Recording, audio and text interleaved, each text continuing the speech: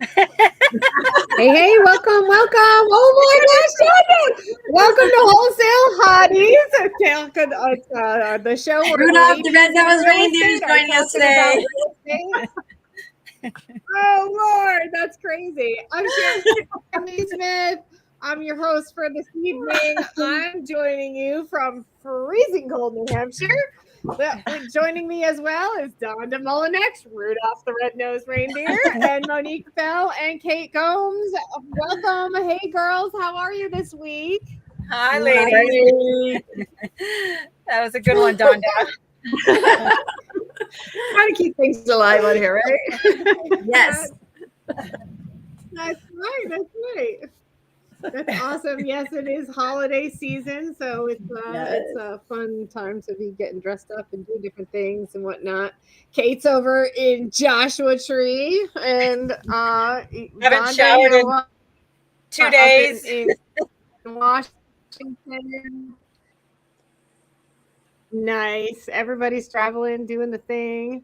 So this week, what were we talking about, girls? We were going to talk about raising private capital. So who wants to start? Monique, you've been working on different stuff. What do you do? What are you, working on? How are you raising capital? What's going on in your world? It's about word of mouth predominantly and building relationships and spending time with people who don't know what to do with money that they have. They don't know where to invest their money. And so it was like, where do we go? What do we do? And they're asking me questions because I am in that world and I know a little bit about how to invest money and where to invest it. Plus, I have projects that I'm working on at all times that I can help them kind of put some money in, get some return on their money, that sort of thing. It's super important to, I think, just be talking to people and sharing with people the things that we're working on and the things that other people that we know. We're so integrated in different groups that are being successful in real estate and being able to, like, for instance, I also own a water restoration company. So I have a lot of people that are in the home service business and they're making money and they're putting it away. Do they put it in the stock market? Do they put their money, that they're getting is someplace else, or they invest it in something else? They don't know where to invest it or what to do with it, and they could lose their shirts. So being able to be that catalyst or that person that says, hey, there are other ways to invest your money than just the stock market, because real estate, we all know, grows so well over time. You're less likely to lose your money, in my opinion, and in real estate than anywhere else. And you can grow it, especially those who want to do it for long term. They don't want to shoot out their money and have it back in a month or 2 months. They're like, I got this money, I don't know where to put it for long term, so I don't have to think about it anymore. Instead of the institutions that are only going to give them a 2% return, we can give them a 10% or 12% return, depending on the project itself. Actually, sometimes less, sometimes more, depending on the different projects that are going on and the different operators that are running the projects. We got, Tim Bratz in our back pocket, that he's done big things and always raising capital for his apartments or his complexes that he's, multifamilies that he's buying, and Mark Evans and Pace Morby. They're all doing big things that we are a part of and can raise money and put money into. And now we have the opportunity to do that for other people that we are close to or that we know or that we're vetting. And so that's kind of been my experience. There have been a couple times that you run across some people that really that are looking for funds, but it's important to vet that and making sure that their projects are really underwritten by us ourselves, so that we understand them well enough to know where to, where to best put the money and stuff like that. I mean, I'm not the end all be all. I definitely have a lot to learn still, but I know enough that I can really help different individuals who have come into my life that, hey, I don't know what to do with my money. What do you recommend? Monique, have you raised capital for your own project? Oh, you both broke up so much. Say that again. Have you raised capital for your own projects, Monique? Yes, we have actually right now, we have a land project that we're working on that we're going to be putting Oh, 4 different fourplexes on it. And it's running around, wow. by the time we're done getting it, all the raising the capital, it's going to be about a $3 to $4 million project. So we are raising money for that. We have another lake house And property. when you say we, who is that? Is there a group of you? Is it you and the partner, or?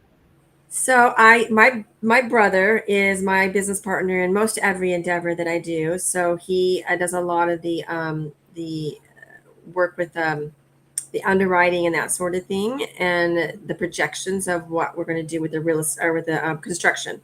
So in my water restoration company, he takes care of all the construction end of everything. I know construction, I can do it, but I just find that as a female, I prefer to have a male running that firsthand because I get more respect from other men when I have a male beside me. So it's nice to have my brother as my business partner.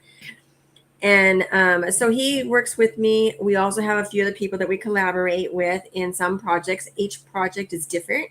Sometimes it'll be just the two of us. Sometimes we'll bring somebody else in, or 3 or 4 other people. Sometimes we have people who want to invest money in our project, and they would come in as either just, hey, I just want to infuse some money in there. I don't want nothing to do with it. I just want to either learn, or I just want to put my money there and park it. I don't want to worry about it. Or maybe they want to be partner with us. They want to contribute more than just money or something else into the project. So we always have something going on usually that we can personally also infuse people into that project. And we write up, all the goods, the ROI and what can be brought to the table with that. And this particular project, the land project, is a longer term 2-year project versus the lake house that we're working on is more like a year long project. And getting that funded through the just the repairs, that sort of thing.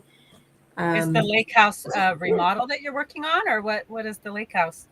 so that project is kind of a situation where we are taking the project that was already a little bit remodeled, needs to be remodeled, remodeled, and put back on the market. So yeah, that one will be a like a fix and flip, but it's a luxury type of property, so it'll take a little bit longer than like a month or 2 month long project of fix and flip.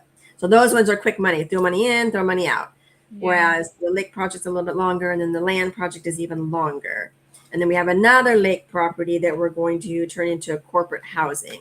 So that would be something we'd want to partner with somebody with. We already have the project pretty much finished, and we were going to sell it, but with the market shifts and everything, we decided to maybe make it into either co-living or corporate. We're working on that right now, structuring corporate living for that property. And then we're refinancing it, so we can either refinance it with a institutional or a hard money or a long-term PML or a partner. Oh, you have a lot going on, Monique. Nice. Yes. Yeah, and then we have the water restoration company that we're doing all the construction. So we had like 50 homes that had trees fallen on their homes last month through all the storms that came through Washington, and we're trying to keep up with all those people that they're displaced now in their homes, and so doing all the construction for that. That's different. We don't do the raising capital for that project. So do you attack the capital raising differently for different projects, or is it basically all just a matter of knowing people and talking to people, and that's all you do? I mean, it sounds easy. I think there are many, many different ways to attack raising capital. It's not just about knowing people. It's about knowing people who know people as well, and talking about the projects, and people ask you questions. So each project is a little bit different and a little bit differently approached. And it doesn't mean that I'm out there thinking, oh, I'm going to approach it this way and I've got it all mapped out for each project, because each project that comes in could be different. And it's just a matter of almost organically coming into play of, hey, these are some ways that we can look for funding for this. Do we want to? Do we not want to? And sometimes just kind of falls into that place like, no, we're going to do it this way. And then it's like somebody comes in and says, hey, I want to be a part of that project. And we're like, okay, let's switch. Let's pivot. It doesn't have to necessarily be we have to do it this way type of thing.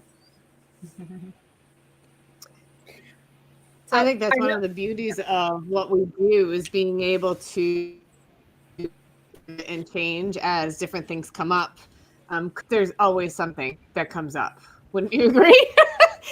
Oh yeah. Like, I swear, project I'm on, there's always something that happens. So I love that. I had so many questions and I lost some of them. What else do you got going on? Well, one What of have the you been most working important on? things I think to do is when you're talking to people about capital and about investing is share with them, number one, the projects that the problems that have occurred, the problems that can occur, and different ways that you're able to tackle that. So you build that trust and they know that you're a perfectly capable operator of taking care of anything that may come that way. Because you don't know when you're getting a permit, city could throw you something at you. You just don't know, right, Tonda? You ran into some of that. You just don't know what's going to happen and what they're going to do, and they're going to come at you with something. And if you have the ability to, and it's educating these, they don't know where to put their money. People don't know they've got their money in the IRA, and it's like you realize you could put this in a self-directed IRA, and you could make more money, and your money gets to go wherever you want to place it. Versus, and that money comes back into your IRA. Then now you can invest even more money versus allowing somebody else to just run it at the lower interest rate. You can gain so much more through a self-directed IRA. And then when there's different problems that come up, they are able to trust and know that you're going to be able to handle every problem that comes your way, because you never know. So when you're talking to people and you're introducing the idea of self-directed IRA or slow 401k or any of those things, how is that, for lack of a better word, how does that pitch go for you? That's a very good question, Sharon. And I don't know that I have, like, this is my script that I follow, as much as it's very organic conversation. Sure. And it happens to be about somebody's talking about investing their money and they've got it in a mutual fund and they're not happy with it. So guess what? There's other options. And then I have a specific company. I don't have it in front of me, that you can, I'll put it on my website, that you can actually work with, that you can make your, so you can go to any company you want to get put together an IRA, but there's only certain specific companies that can do self-directed IRAs.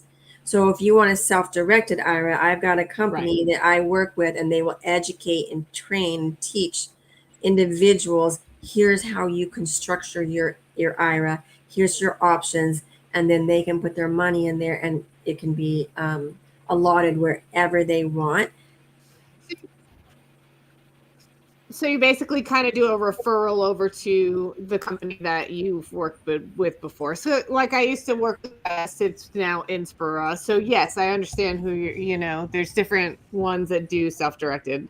So is that where you're doing? Is it just kind of making that handoff to them? And then, hey, once you're all set up, give me a call and we can talk about what projects I'm working on, that type of a thing?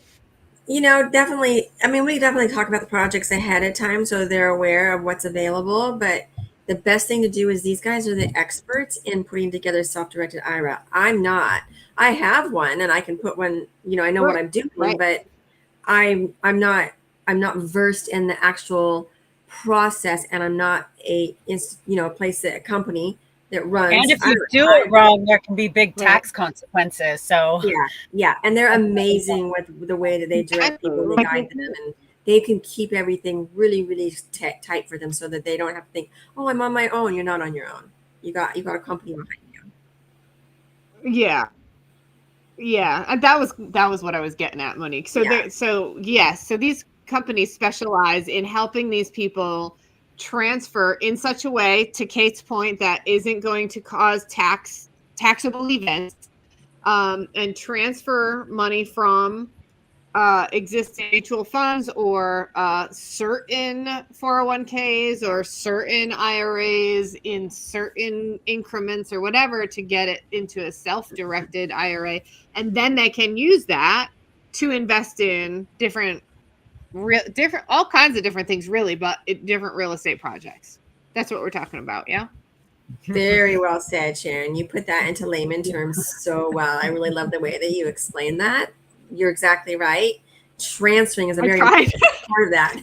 Transferring their current IRA over to a self-directed is like people are like throw up their hands. I don't know how to do that, but guess what? We have somebody who can do it, Yeah. show you and take care of you and make sure that it's done in a way that you will Right. have the best. Right. Me, it's the pros. Let me give you their name, right? Exactly. Yes, yes. Yeah, like Kate said too, just to make sure you do it right for the tax implications, because there's so many taxes and so many things out there that none of us are, until you get in this and start doing it, we make a lot of mistakes and we learn the hard way. It's better to get that right person to teach you so that you don't make those mistakes and you actually find the tax benefits of these things you can invest in real estate, because there's a lot of tax benefits when you do invest in real estate as well. But yeah, you definitely want to talk to the way that we all do it, and I know because we've all talked about this, is we collaborate. That's such an important factor. And I think women, especially men, nothing against you. You guys are super amazing and I'm glad to have you in our lives, but women love to collaborate and we do it well. And we are able to share and we don't have to have 100% of the piece of the pie. We're willing to give away so much of it so that we can collaborate, build more, bigger, better, and use more brain power from more of us in order to grow in different areas. And being able to do that is huge, and be able to really working together on a project. Then on that note, Monique, I know a lot of people are connectors and then there's people who are capital raisers. Do you use either of those or both, or you just raise all of your own capital? I do a little bit of both. So I've been a connector and I've also raised capital, not like extreme amounts, but for my own projects and then for other people's projects. I can't say I like one over the other at this point in time in my life, but I'm sure it will become more apparent as I see what's more advantageous in the sense of what I enjoy mostly doing.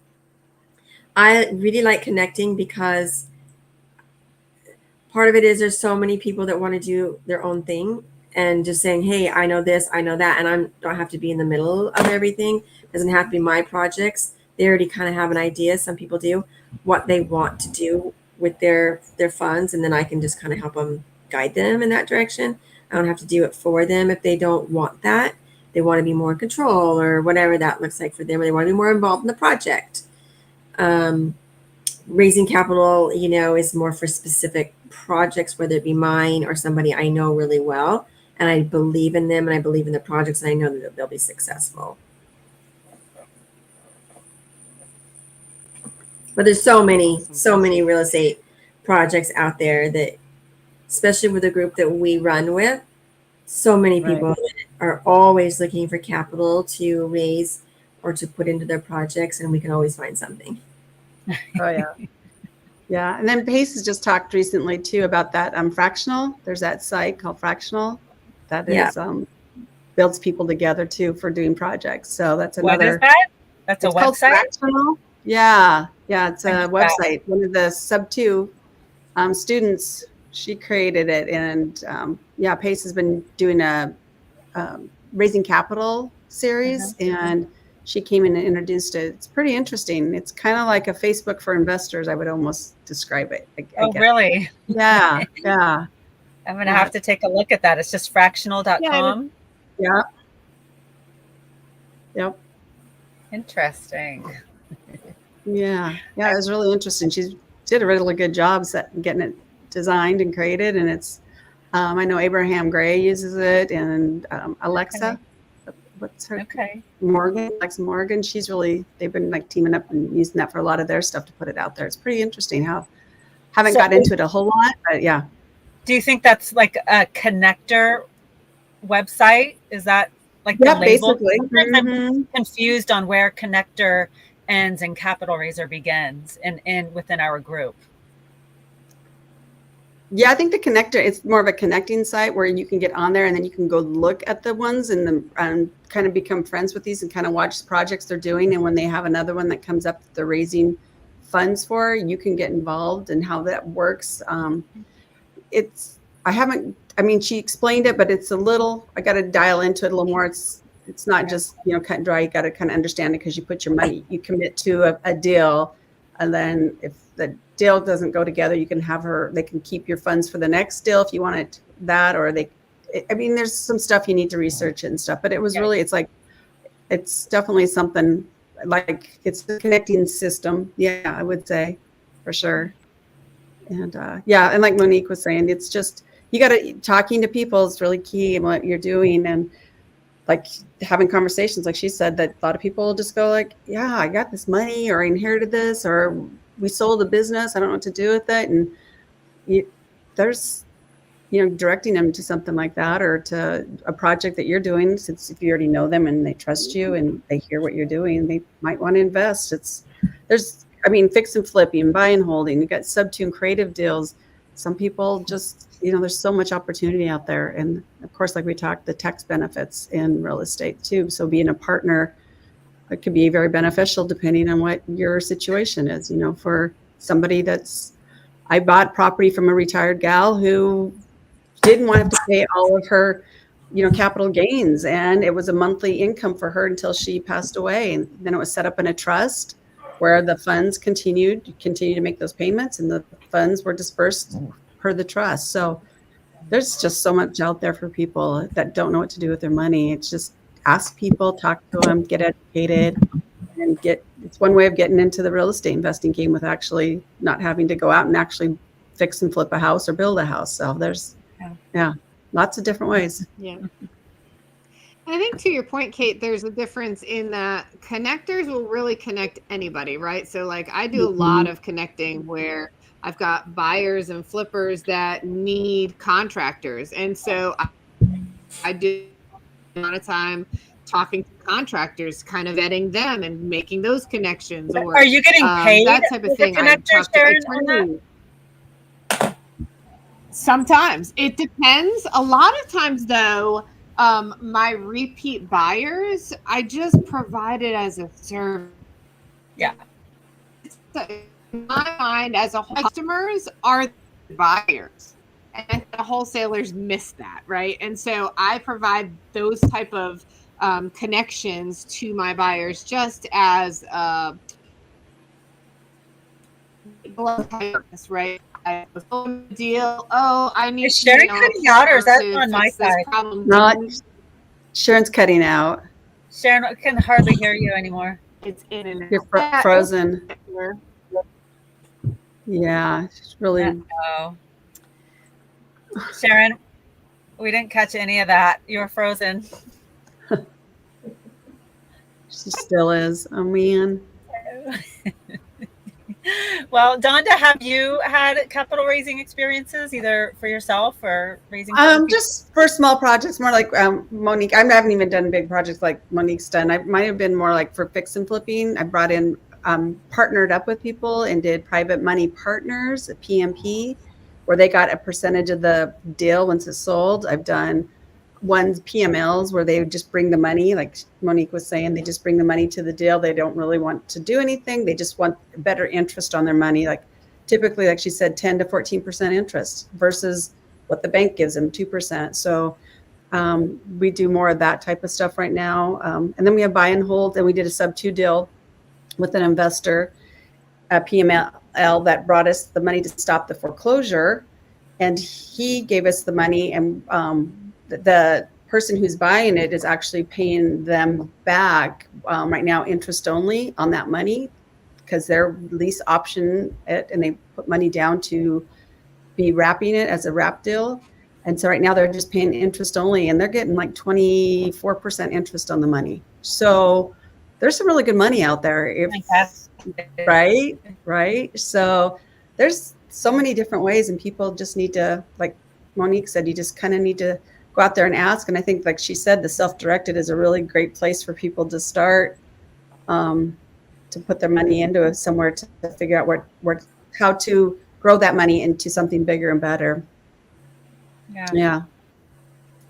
Because out of self-directed, they could do one of these projects. They can do a fix and flip project or be my partner on a deal with their 401k.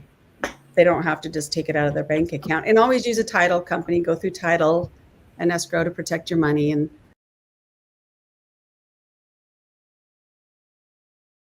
Anybody still there? Hi, did we lose everybody? I don't think we're streaming That was anymore. interesting. Sharon, we lost Sharon, huh?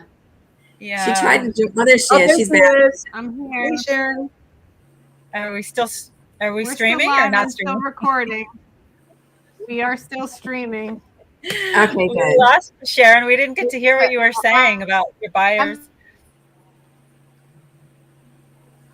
I was just saying I just provide a white glove service to my buyers for what I do, and so a lot of my connecting I do to that for them for a deal they've bought a summer, or a deal they've bought and there's a tenant not leaving, they need a that will get the tenant out or anything like that, and so I think that's the difference between that versus a cap raiser specifically is just connecting people with money to people that need money.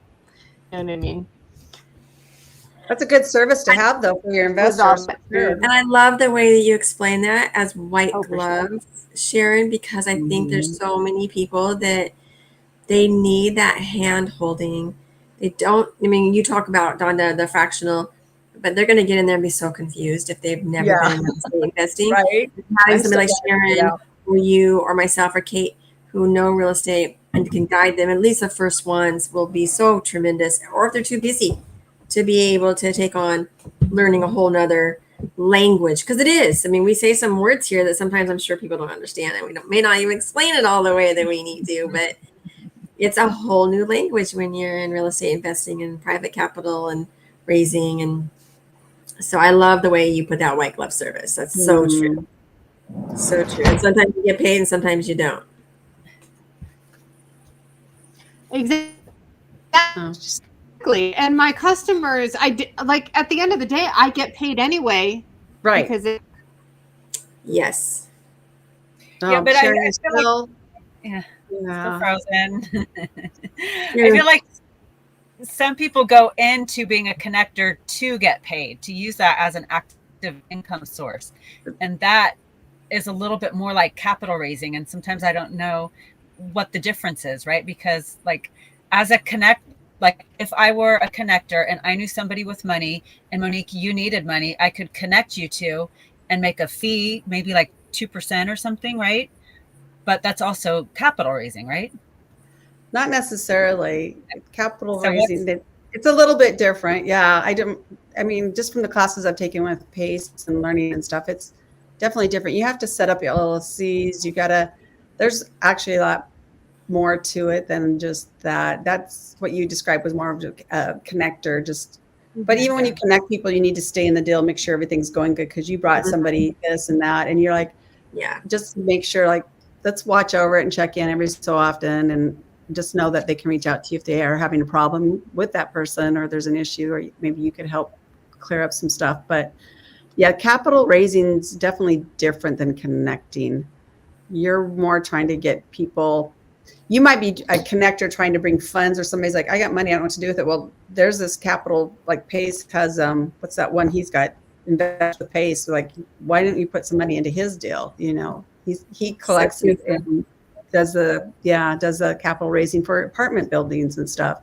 And those are the funds. Those are the funds. Right. That's more of the capital raising. Yeah, funds to fund and stuff. Yeah. But capital raising can still be referred to just like a fix and flip, like we were talking about, right? If you're doing a fix and flip yourself and you need money, then you still call it capital raising for yourself. Yeah, I guess in a sense, but typically when people are talking about capital raising, they're trying to raise quite a bit of funds for specific projects, or just a generic fund that they're going to use on multiple projects. So yeah, I mean, I can see where the confusion in that would be. It's where the cutting the line, and stuff. But like for PML, yeah, I put it out there for a deal we're doing. I guess I am raising funds, but they typically say raising capital. They're talking a larger. Right, maybe with multiple investors into one fund. Yeah. Well, if you're doing a fix and flip, it's usually a PML, private money lender. Right. I mean, there's not really, in my opinion, not really a definition. defined line, I guess, Right. that I could say. But I think Donda explained it pretty well, the way that Yeah. it separates. Yeah. And then Yeah. Kate, you said that like multiple people coming into a fund, it's raising capital. So it's usually people coming together. Yeah. Yeah. For a larger project. Yeah. Yeah. Has anybody here either invested in a fund like that or capital raised for one? I have not. We were going to with Pace's fund, but the one we were going to invest in, he got the money before we invested in it, so he had closed that deal off. So I know Grant Cardone does a lot of it. There's a lot of big investors that are constantly doing that. So and I think Pace has opened back up. He's got some more deals going on, but we've obviously are doing our own thing. Into those funds. You have to be What was that, Sharon? accredited. And that, I think, holds people. Oh, some of them, yeah, you have to be accredited. Said a lot of times when you invest, yeah, some funds, you're right, you have to be accredited, and there's a process you have to go to prove that you're accredited for those capital raising deals. Yeah. Yep. Yeah. So I've invested in Pace's Sub 2 fund, and then I've also in another fund, a couple funds that I've invested in, and some people that I know have invested in it. And what kind of returns can you get on those? You know, I don't want to limit it to it's so there's such a varying. Varies. It varies so greatly on the project that it's hard to say this is what you're definitely going to get. It just varies so greatly all the way down to, you can get funds for 4% interest, or you can get it for 24%. I mean, and it doesn't mean that you're always going to get the higher. You're going to, and it's the higher the percentage you're going to get, the more risk is involved. Usually, is the case too. So those who are risk adverse may want to stay with the lower interest, and they're happy with that because otherwise their money is just sitting in the bank not making anything anyways. So they're okay with throwing it just, enough to get a little bit extra in the bank. Better than 0.5%. Yeah. Yeah. Yep. Oh, I'm so sad. I can't even see Sharon anymore, and I've hardly heard anything that you're saying, Sharon. No, Sharon, and I know you have a world of information to share with us too. You're so great at explaining things in such an amazing way too. So She is. I'm sad that we don't get to hear your voice. I can see your face, but I can't hear you. You're very, very much so. Yeah, she's in and out, mostly out. Huh? Yeah. You get to see her smile. You get to see her smile. I get to see her do. Put the reindeer nose on, and we'll call you Rudolph. Here you go, Sharon.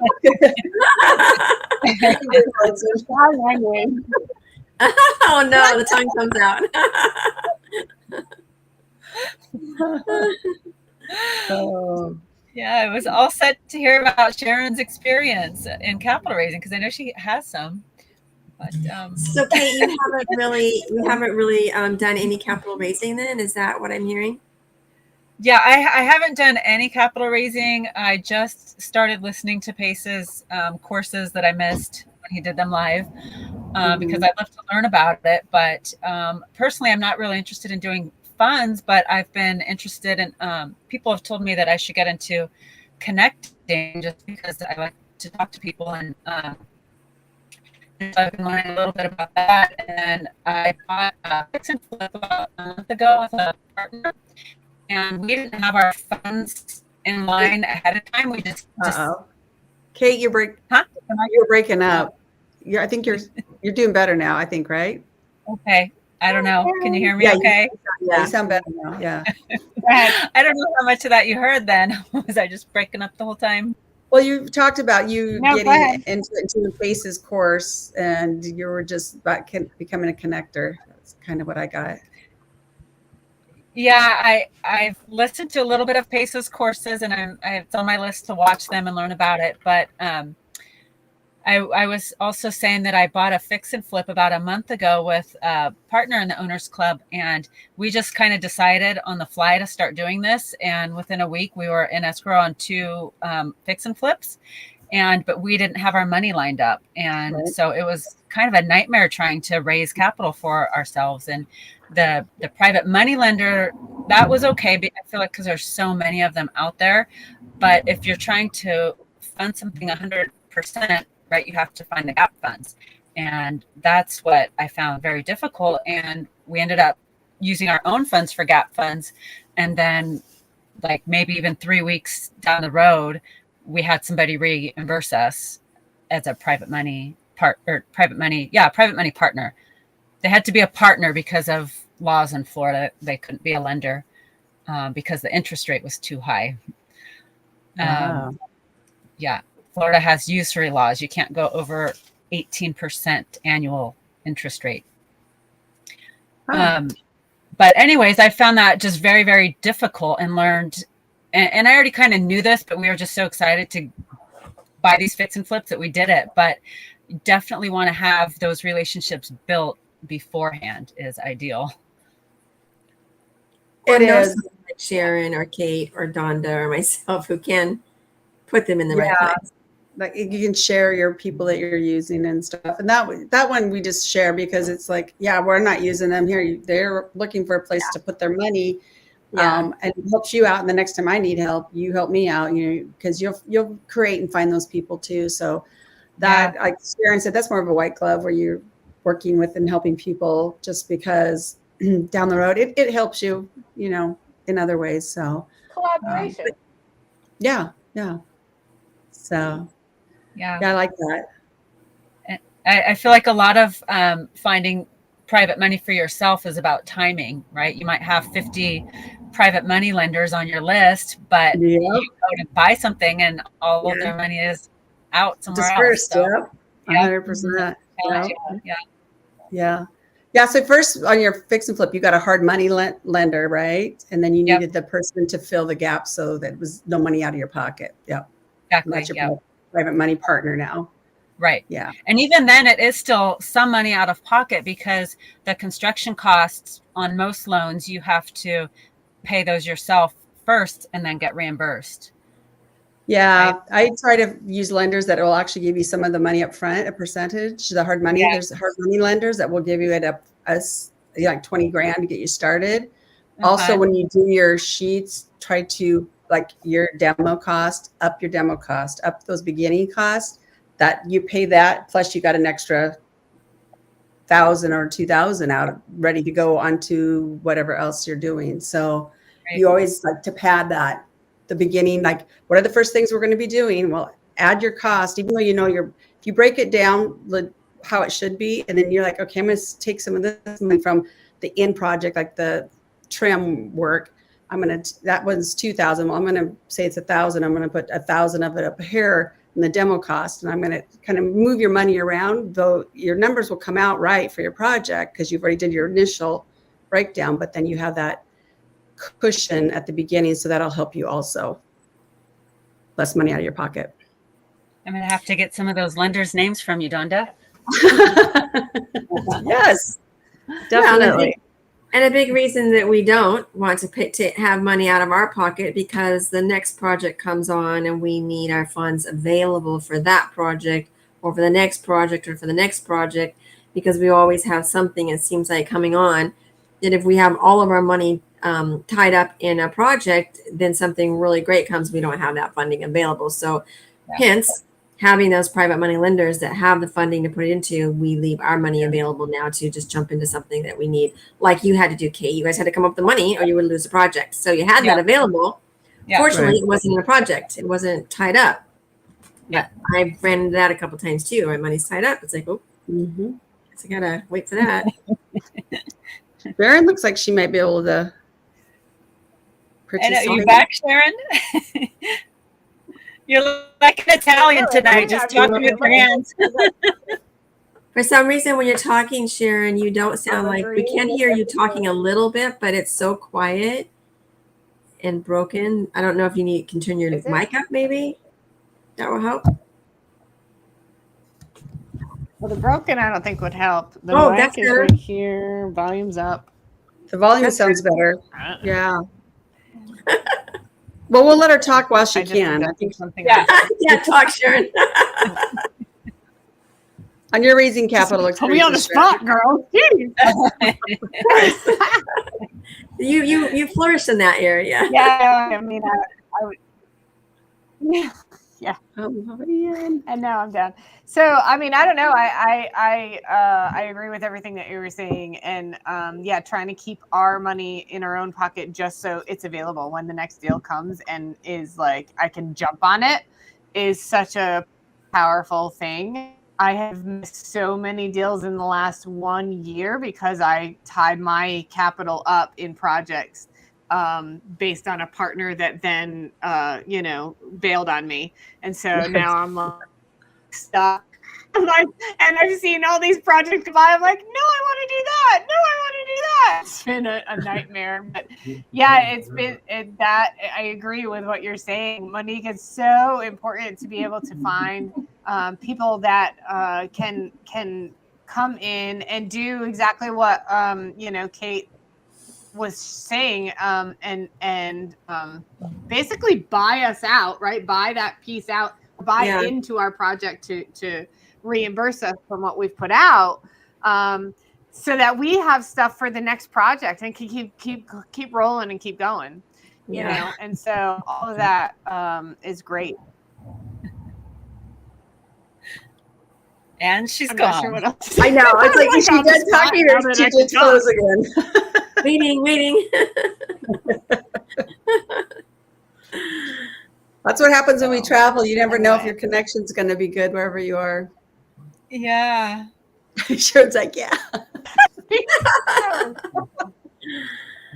Oh, That Sharon. was good. Oh, man. That's okay. You girls keep you're doing great without me. Oh, I well, think we lost Kate. Now she's frozen. oh, she is. What's going Yep. on, right? Kate's was announced. Just a night, That's isn't it? okay. We're going in a circle. Yep, she's gone. Except not Monique and not Donna. You girls are doing great. I think I'm the only one not traveling, so that's I'm sure. Yeah, That's we're both in interesting that- Washington State. Maybe See, there's. Yeah. you're at home base. it's the Washington State. Yeah. Oh, yeah. We totally. Guess y'all got to come That's up here. it. You're both in Washington. That's Not very right. close together, Well, though. I'll We're be there about 4 actually in a hours couple No. months. or longer. No, we're a few hours apart. Yeah. Yeah. Yes. Awesome. What else? Well, what else can we possibly like if we have someone that's watching that sees our show and wants to learn more about what we're doing and how they can work with us for funds, so like they have funds available that they want to invest at higher than 0.5% on in a bank account or at whatever, they have a 401k at work and it sucks or whatever. How can they talk with us? How can they with us? Monique, how about you? Ooh. I think she asked you how they can connect with you, Monique, to see what deals you have going on if they want to invest with you. I think the best way for each one of us even is to go through our channels with YouTube or our email or the wholesale Instagram. So Monique Fell. You can find me anywhere. Monique Fell with my Facebook, my Instagram, my YouTube channels, all the same. So anybody can reach out with a DM or a message to me. Instagram is probably one of the better aspects, or Facebook, a DM through Facebook or Instagram, and just let me know, hey, I'd like to know more about this, and then I can get you guys, whoever is interested, I can get you connected with a self-directed IRA or a project, whatever you're looking for. I like to talk to the people that I'm working with and find out what are your aspirations and what do you want to accomplish, and understand the whole gist of your picture of what you're looking for before I just say, oh, just do this, because it's important, I think, to make sure that you're going to be happy and that you don't just aren't investing in something that, like, oh, this wasn't for me type of thing, and being able to understand you as a person and your long-term goals in order to direct you in the right direction. Ultimately, it's your decision, but being able to talk with you and get more vet the situation and what you're trying to accomplish and your goals is important. Yeah, I agree. Absolutely. Yeah.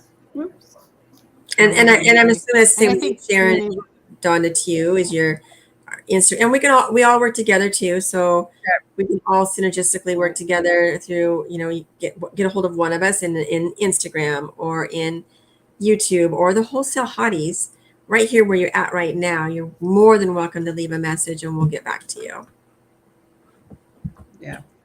Right. And we're all investing in different areas too, right? So Monique, you're out in Washington. Donda, you're out in Arizona. Kate is mostly Florida. I'm investing in Virginia, DC, Maryland, West Virginia areas. So that's helpful too. Different people in those areas, for people to different things. Well, we also have people that are in our world that invest pretty much any place around the United States that's of interest, that we have boots on the ground. We have people that are investing that we trust and believe in and know that they're good operators that we can also plug into. Right. 100%. Yep. Exactly. So yeah, I'm at help, and we can make that connection. Yeah, my Instagram's Help Me Donda. Monique Fell. And then Sharon, you're Sharon Lee Smith, right? Sharon Lee Smith. Yeah. It's in the description. And then we also have and then we have Kate, and we have Angie too, who's not able to make it. She's on a date with her husband tonight after the holidays. I think they're trying to just have some one-on-one time, because they're going all the time, and they always have their office parties and all that kind of stuff they're doing for everybody that works with them. So yeah, and they're in Denver, Colorado. So if you need anybody there, reach out to them. Yeah, they're great also. Yeah. Awesome. Well, ladies, is there anything else we want to cover tonight? I know, that's hard for me because I'm choppy. But what else? What can we talk about for to go and the world as we're winding the year down? I know one thing I wanted to, if hopefully my signal stays intact. Wanted to remind everyone, beneficial interest report for FinCEN is due by the end of the year, and then the what? Adopt the requirement, and that was lifted to. Oh man, she's breaking up again. A report. Yeah, Sharon, we all lost you. We missed all that, and it sounded like it was really good information. I think you were talking about the report that we all are required to file, supposedly at the end of the year. That was changed because Texas came in and said, okay, now you don't have to. Texas. Yay, Texas. Then another, the feds, I think, came in and said, no, we're going to override that. And you do have to, but then they gave extra days, I think until, and I'm not 100%, the 15th. They have till, 15th. He's like, we're playing straight, by the way, right now. So we have till the 15th, I believe, to file, but there are a lot of people that are holding out hope that Trump is going to be able to, well, I don't know if it'll be a time for Trump, but maybe, but somebody will come in. It doesn't get in until the 20th. Right. So somebody will ride in, and that's why it's the 15th and not the 20th. They'll ride in with their white horse and save the day, and we won't have to have that reporting. So there are people holding out. They're waiting. Something could overturn that, and there are people out there that are trying right now to overturn that. So you're taking your chance. Some of us will. Some of us won't. Some live in the black. Some live in the white. Some live in the gray. It kind of depends on where you're the most comfortable. You want to report. You want to wait and see what happens. Because first of all, if there's 100,000 people or better, 1 million people that are not reporting yet, they can only, tackle so many people at one time. And by then, maybe things will be overturned, kind of like the ERC credits that half the people got, half of them didn't, and then there was a big fight, and now they're back giving it away, and now they're fighting everybody and having to get attorneys to say, no, you gave it to them, I get it to you, I'm legal. So I know that came a little bit much, but we're sorry you can't hear, because we're just trying to read your mind right now. I know, but you did a good job, Monique. I think Karen's like, she's that's what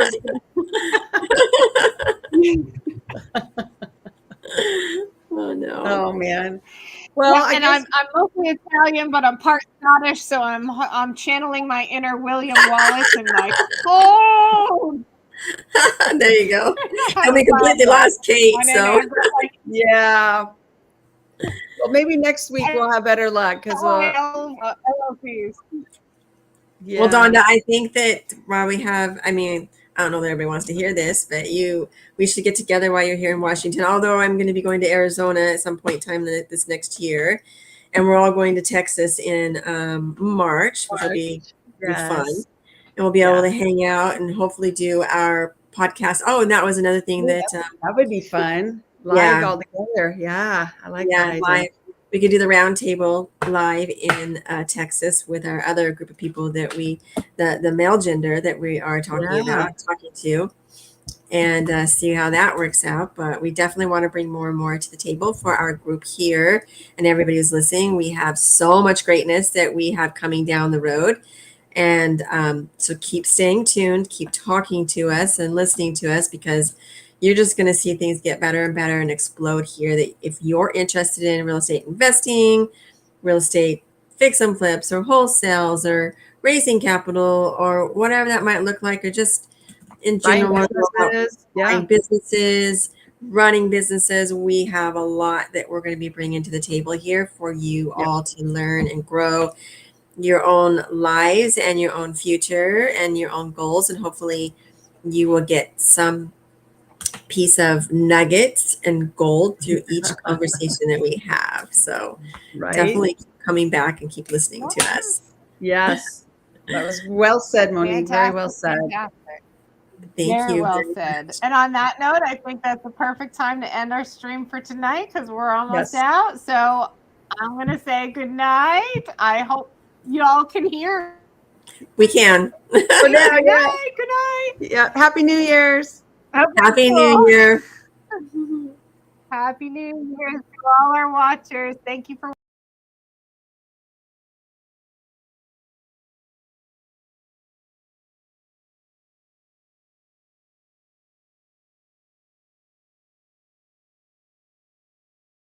Monique and I were the only ones that were still on there. We lost them. That was a stretch for me, you guys. That's not my thing. Why? You did so good. Oh my gosh, you guys were challenging me tonight.